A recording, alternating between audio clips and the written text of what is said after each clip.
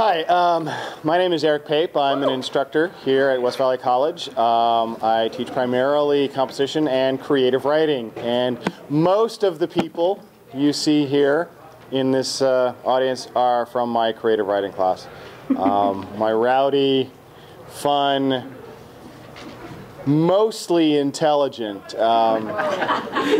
creative writing class. It's a great class. You guys were fun. Now, a couple things I want to say before I start introducing people. First of all, one of the things that's really important about Voices is that it is a student-run publication for students. Students edit all the material here. They read it, they evaluate it, they input it into the computers for publication. And it is students that appear in this magazine. And, you know, this is a pretty rare thing, and it's something that in the English department we're pretty proud of. But it's you. It's all you guys. It's all the students who are interested in forming a writing community here at West Valley College and are doing such a great job putting magazines like this together. You guys who are not involved in Voices can be so. It's something to think about for the future. So this is from Volume 1, Issue 1 of Voices, the literary magazine of West Valley College. And I'm going to read Garden Girl by Miranda Alley. Beautiful blooms blossoming, stretching their arms awake, squeezing stems, and shivering leaves are coming alive inside of me. Pale flowers against bright, green swaying with myself, yawning before wilting into nap sleep. My body grows the Garden of Eden. Flowers and fruit, leaves and twigs, and nectars and pollens fill my stomach. Trunks grow strong in my legs, roots buried sturdy in my feet, branches wrapping around my ribs, protecting my fragile fruit heart. My heart has been touched, but not defiled. A bite you took held seeds, and now my garden grows in you. Thank you. Most of these folks are my students in a creative writing class. And we're going to start today with Colin Roberts. Everybody give it up for Colin.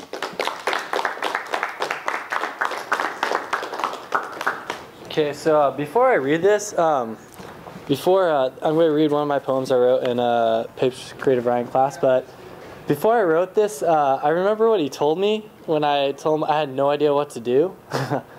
And might have chewed me out just a little bit, but it was constructive chewing out, I guess. But the title of this is, I guess, Beach. So here we go. Set upon my body, pebbles between my toes, a cold can of toxins washing away the world. Poison in my lip, deterioration of my gum, a cool mist on my face, venomous waves crash down. Green turns to black, feeling an internal burn in my chest, dazed and relaxed, no worries at this place.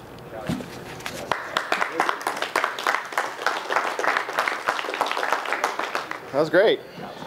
So our next reader is one of the stage managers today, and I would particularly like to take this opportunity to thank my stage managers for helping to set this up. David Delau and Kelly Estrella.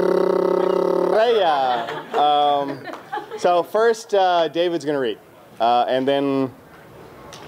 Okay. But I just wanted to say thank you to Kelly and David for helping to set this up. All right. My poem is called Dissipation. I bear witness to the corruption and derangement of the minds around me. Substances draining the unique and clever parts of my acquaintances. They burn the crisp and fresh air in exchange for harsh, dark smoke, passing through life while their eyes become sunken. An awakened nightmare follows the dreams that used to be. Their conversations, once dealing with controversy and spirit, slowly muddle into an incomprehensible mutter.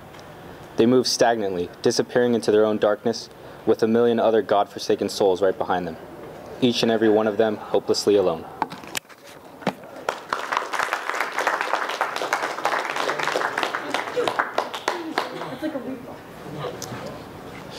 Thank you, David. Our next reader is one of the students who seems to be sort of following me around from class to class. She's always a pleasure to have in my classes. So today we get to hear from Elise Heinrichs.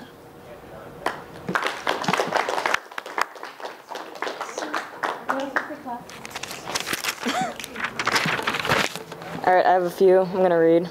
The first one is called The Water's Memory.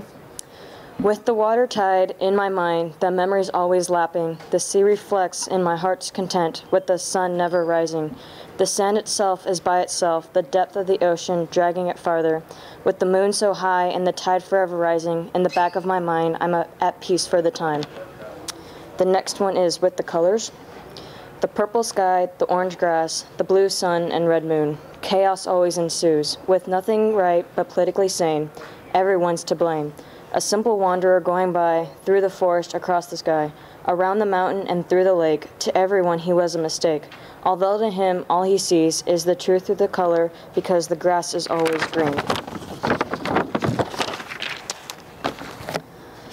Those eyes. Always beautiful, always amazing, forever changing. From brown to green, blue to hazel, always being captured by them. I get caught staring and can't help drawing, because eyes are just too beautiful.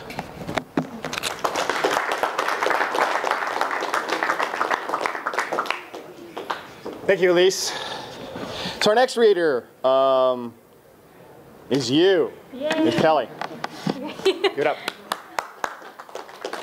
Hello. Okay, so mine is called Scratch Through the Mask.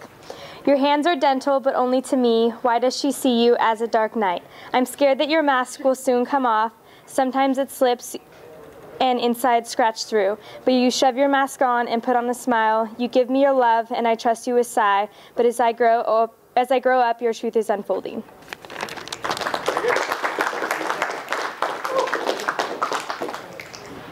Thank you, Kelly.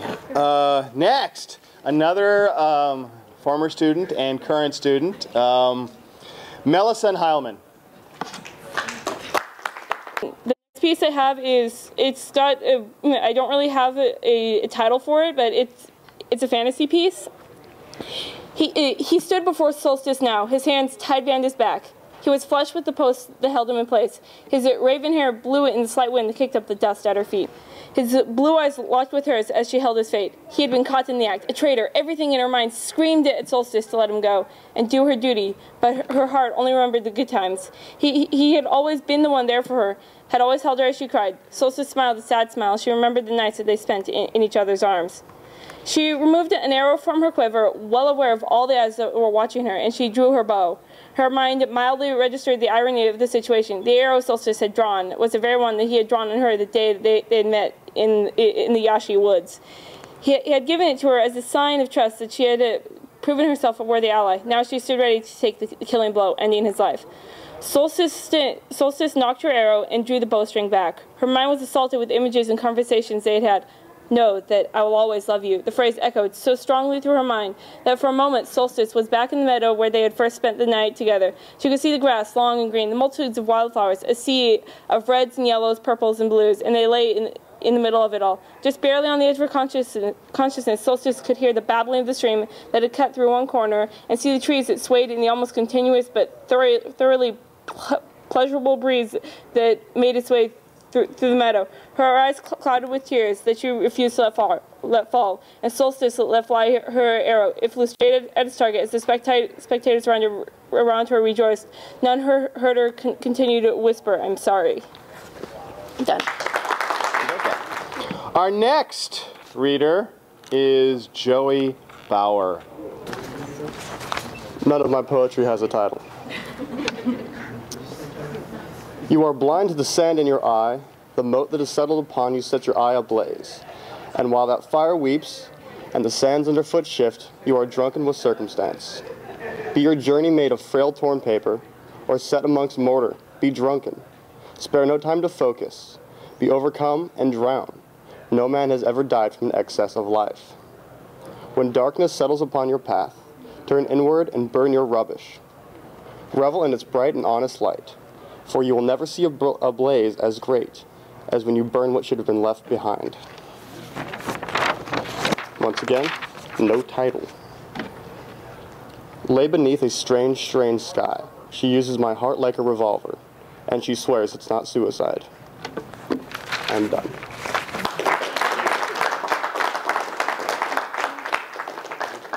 Thank you, Joey. Our next reader is Brianna Aiken. Did I say that right? Yeah. Okay, good. Welcome, Brianna.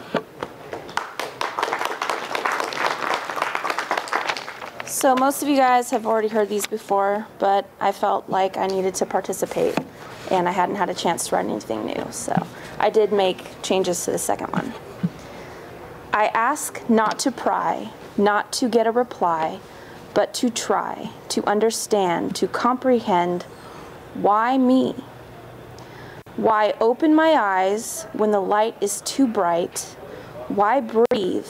Why let my heart beat? Why let it race when it can't compete? Why walk down a road not a street? My spirit bleeds to death as the gravel tears into my bare feet.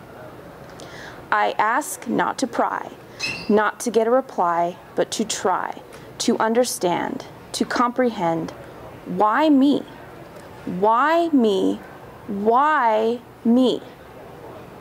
Perhaps tomorrow I will open my eyes and they'll adjust to the light, and I will see what went missed. Perhaps my heart will race, work its way up from last place.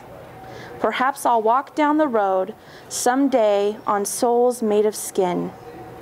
Perhaps there's no time for why, just try to understand. All of it in the end will have been for more than I could comprehend. So that's the first one.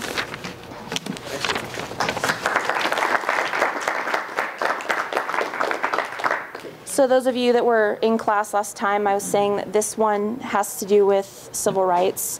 I was recently inspired by my history class. The crow has landed upon your shoulder. He has screamed in your ears, and he has deafened you. He has drunk in your tears, and he has parched you. He has pecked out your eyes, and he has blinded you. He waits for you to scream, so that he can take your tongue, so he can silence you. Throw your arm to break its wing. The crow will surely call to summon his murder, and he will multiply. He will finish you, and he will finish your dream.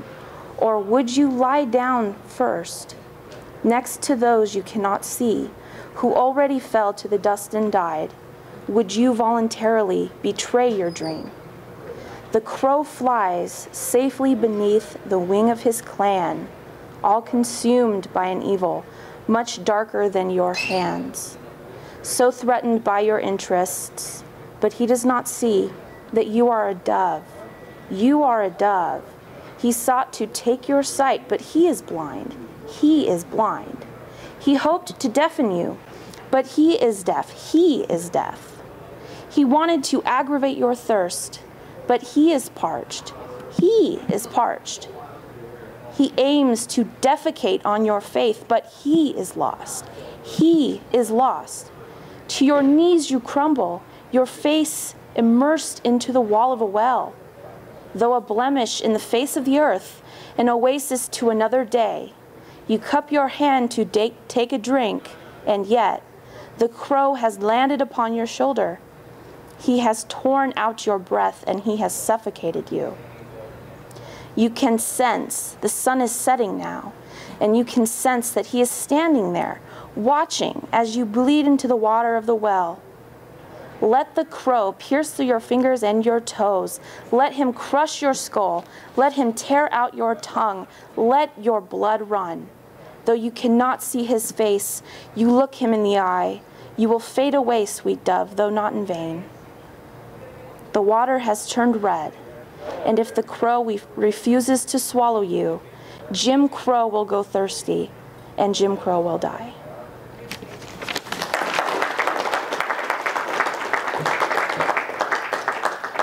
Thank you, Brianna. I was just shown these. They just got made, apparently, and I wanted to share it with everybody. These represent our curriculum here at West Valley College. That's new. We have an entirely new creative writing curriculum, which now includes classes which focus on developing creative writing, developing fiction writing, and developing poetry writing. Later on, we're going to hopefully expand that curriculum even further. But if you're interested in taking more classes or any classes at West Valley College, then please feel free to register. Back to the reading. Our next reader is Freddie Betancourt. Freddie, you ready? I couldn't resist. I know that was pretty bad. Yeah. Ready.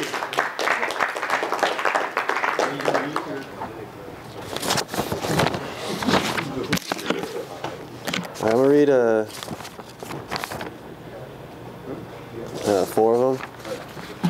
Okay, they're all with different themes and feelings, whatever. Okay, this one's called Lost Love. Okay. I regret not kissing you and living with the feeling of being stuck missing you.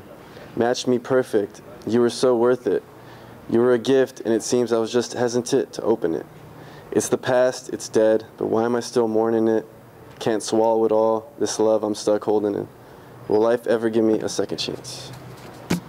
This one is called A Beautiful Burden. I used to want it all and more. Now I can go on without what I wanted because I had everything I needed to begin with. I am grateful for the gift to be able to see this. The curse is watching those who will always be blind. This one's called Time to Go. Let me know when it's time to go. I think many have overstayed their welcome and take advantage of their lucky placement on the ladder. Some didn't even take any steps. Their forefathers just paid to install an elevator that would take future undeserving individuals right to the top, above all the commoners. They may be looking down upon us from an elevator while we spend our whole lives trying to climb the first steps of the ladder, but they are the ones who are really low. If they continue to keep our kind from advancing up the ladder, I might have to risk everything to cut that elevator line and finally watch them fall. If I don't do it myself, I hope I spread the idea to the mind that will one day. If I can't do anything, and it remains like this as it has for years, I'm just going to be patient and wait until it's time to go. This one's called Old Angry Young Man. This is like my first attempt at a story poem. The old man was once a young man, smart and ambitious. Sadly, he could not control his anger at times. This caused him to burn many bridges. When she stepped into his life at his young age, they loved, and she taught him how to control his rage. But her amazing effect only lasted so long, because the anger that burned inside was just too strong. His temper would cool when she was there, but when left alone, he would get scared. Because he was so often randomly angry, he would often act and think strangely. One day he questioned his purpose and his whole life. Then his anger became paranoia that made him think he had a cheating wife. There has been evidence of this over the last couple of years. He's mistreated her often and brought her to tears. But today he regrets his actions and wants to adore her and tell her the truth. I suppose by then it was too late because he finds his wife and another man in his bed in the nude. Uncontrollable anger leads to an unpredictable danger as he burns his last bridge when he murders his wife and the stranger. No more anger, just loneliness, fear, and his thoughts as he lives every day with regret in a concrete box.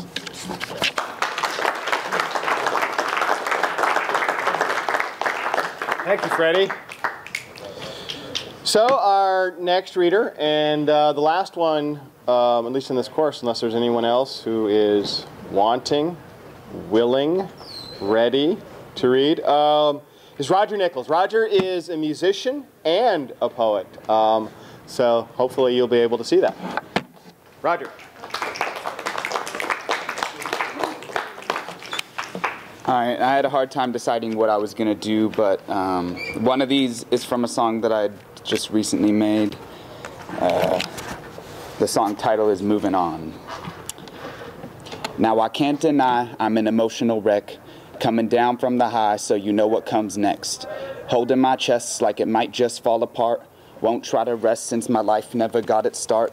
On your mark, get set, now grow from experience. Broken hearts and regrets, know I'm delirious. The cat remains curious, it don't make a difference. I'm breathing hella heavily and can't speak a sentence. Defenseless to the harsh dynamics of this reality, I disagree with the mentality that tells me how to be. I'm out of ideas and options on how to fix it. You mad at me for being cautious, and now the risk is non-existent. And over to whom it may concern, it's hard to stay sober and even harder to learn. Every bridge I've ever burned to stay warm wasn't worth it. Now the fabric of space-time is torn and imperfect. And that's the verse to that song.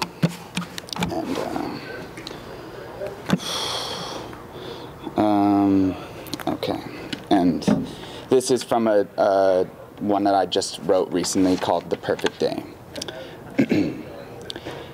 Peep game, cause this story is true, so now you knowin' this.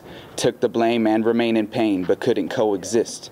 It's over with, the soberness received its control, no longer run with that substance taking its toll, making my soul ache and hold weight like it's so bomb. A fake tale couldn't make bail, the list goes on.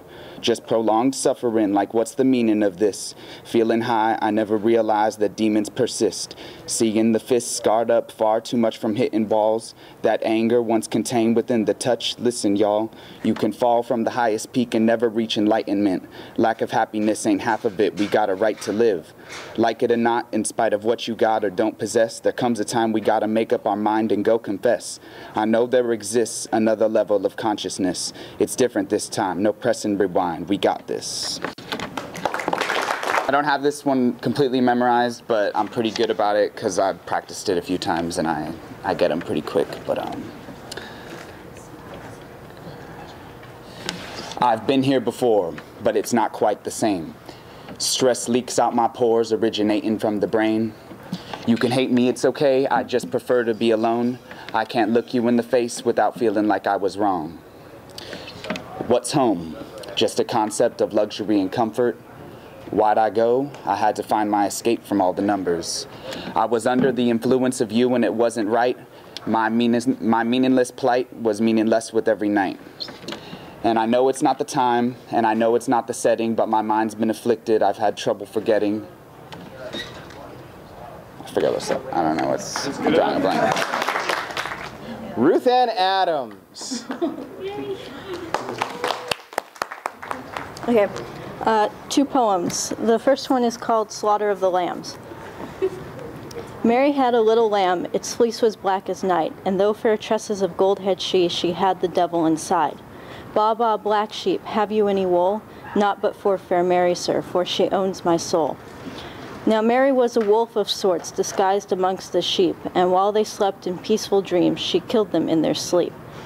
Ba, ba, black sheep, have you any wool? Not but for fair Mary, sir, for she owns my soul.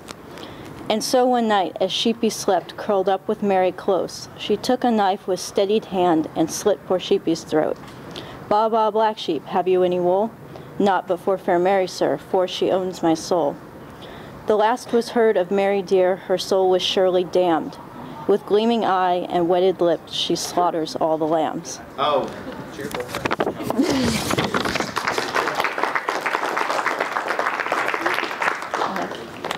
And then this poem is called The World Was Conceived in Indignant Mercy. The world was conceived in indignant mercy, animation driven and suspended by force, existence deformed, unnatural and repulsive, killed, or worse, left alive. Cruel benevolence reaches manifold, bodies scathed in cyclical repetition, abortion of rape babies in alleys with coat hangers, the sentiment tastes of liquid cranberries after freshly brushed teeth. Resentful forgiveness is born in the womb, protection demanded of sickening weakness, blood-soaked shrouds in exchange for tiny flesh, pungent odor breathed like myrrh beneath a flowering rose. Furious pity breaks in fluidic strains, bereavement compounded by meaningless profundity. Stillborn corpses with perfectly formed fingers, resounding dissonant tritones against consonant rapturous song. Affronted love issues forth full-formed, obsessions twist slowly like sharpening knives, perfect children destined for untold heights, vicarious jealousy like skin-slick acid devouring evermore.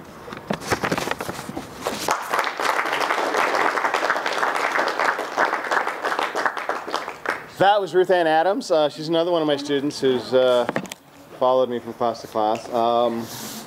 She also has a master's in music, and if I'm remembering, your master's recital included 2 harps, a flute, and a mechanical owl. And if you've ever heard anything that's as cool as that, then I don't know what to say. So here, we have now a random guy. from the audience who's going to read. So I'm going to read something that's not mine. It's just my favorite poem, and I was sitting here and I happened to have it written down in my little notebook. So here it goes. It's by Thomas Carew. Wrote it in like the 1600s, so it's pretty old, but I think it's great. He that loves a rosy cheek, or a coral lip admires, or from star-like eyes doth seek fuel to maintain his fires.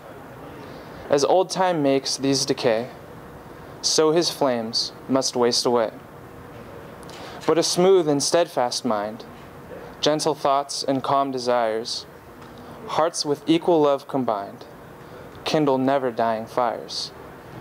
Where these are not, I despise lovely cheeks or lips or eyes. Thanks.